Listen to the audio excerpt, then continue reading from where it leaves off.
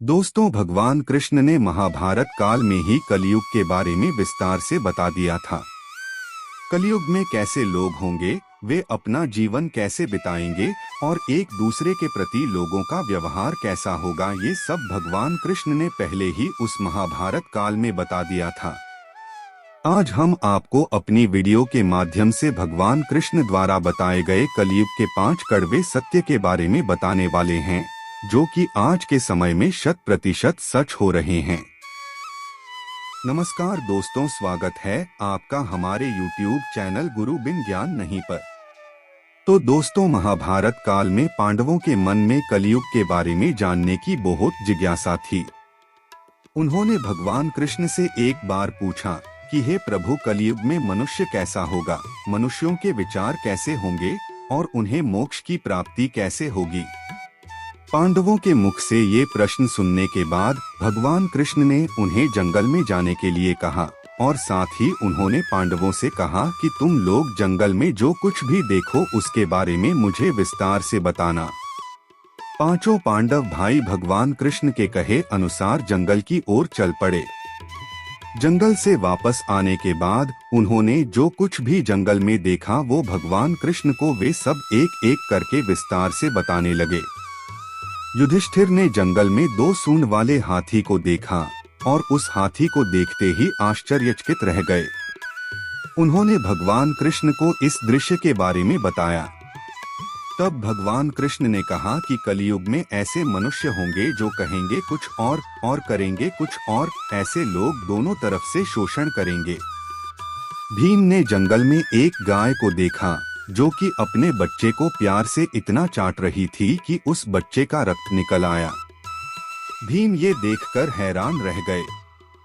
उन्होंने जब इस दृश्य के बारे में भगवान कृष्ण को बताया और उसका अर्थ पूछा, तब भगवान कृष्ण ने कहा कि कलयुग में मनुष्य अपने बच्चों से इतना प्रेम करेगा कि ऐसी ममता और लगाव के कारण बच्चों का विकास ही रुक जाएगा।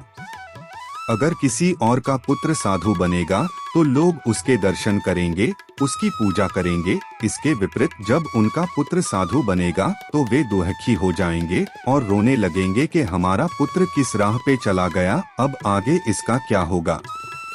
कलयुग में लोग अपने बच्चों को मोहमाया और अपने परिवार में ही बांध कर रखेंगे और उनका जीवन वहीं बर्बाद कर देंगे।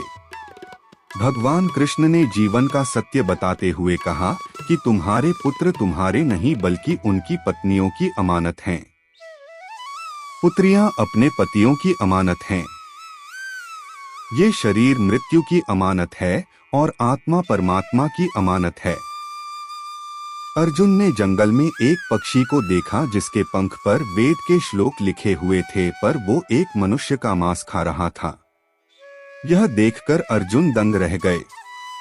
यह दृश्य जब अर्जुन ने भगवान कृष्ण को बताया तब भगवान कृष्ण ने इसका मतलब समझाते हुए कहा कि कलयुग में ऐसे लोग होंगे जो विद्वान कहलाए जाएंगे, पर उनकी मंशा यही होगी कि किसी की जल्दी मृत्यु हो जाए और उसकी सारी संपत्ति को हड़प लिया जाए। मनुष्यों का औदा चाहे जितना भी बड़ा हो, पर उनकी नजर हमेशा दूसरों की संपत्ति पर ही होगी। सभी लोग दूसरों के धन को छीनने के लिए आतुर होंगे, पर वास्तविक संत तो बहुत कम ही होंगे।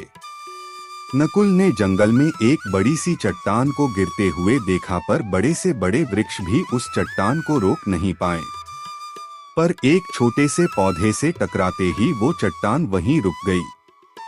नकुल ने यह दृश्य जब भगवान कृष्ण को बताया तब भगवान कृष्ण ने जवाब देते हुए कहा कि कलयुग में मनुष्य की बुद्धि बहुत ही कमजोर होगी। उसके जीवन का पतन होगा और इस पतन को धन या सत्ता के वृक्ष नहीं रोक पाएंगे, परंतु हरिनाम रूपी एक छोटे से पौधे से उनका जीवन बच जाएगा। हरि कीर्तन से मनुष्य की बुद्धि प्रबल होगी। सहदेव ने जंगल में बहुत सारे कुएं देखे, जिसमें से बीच वाला कुआं खाली था जो कि सबसे गहरा था।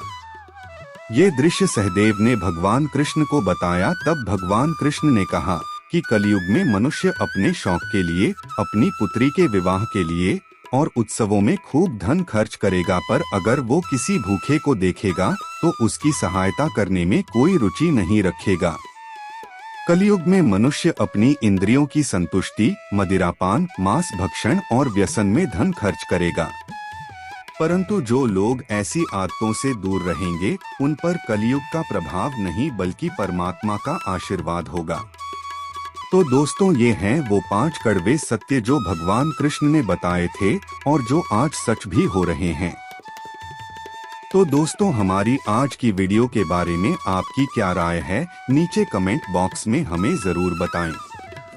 और वीडियो को लाइक और शेयर कीजिए, साथ ही हमारे चैनल को भी सब्सक्राइब कीजिए, जिससे कि हम आपके लिए ऐसी ही आध्यात्मिक और रोचक वीडियो ला सकें। आप सभी का बहुत बहुत धन्यवाद।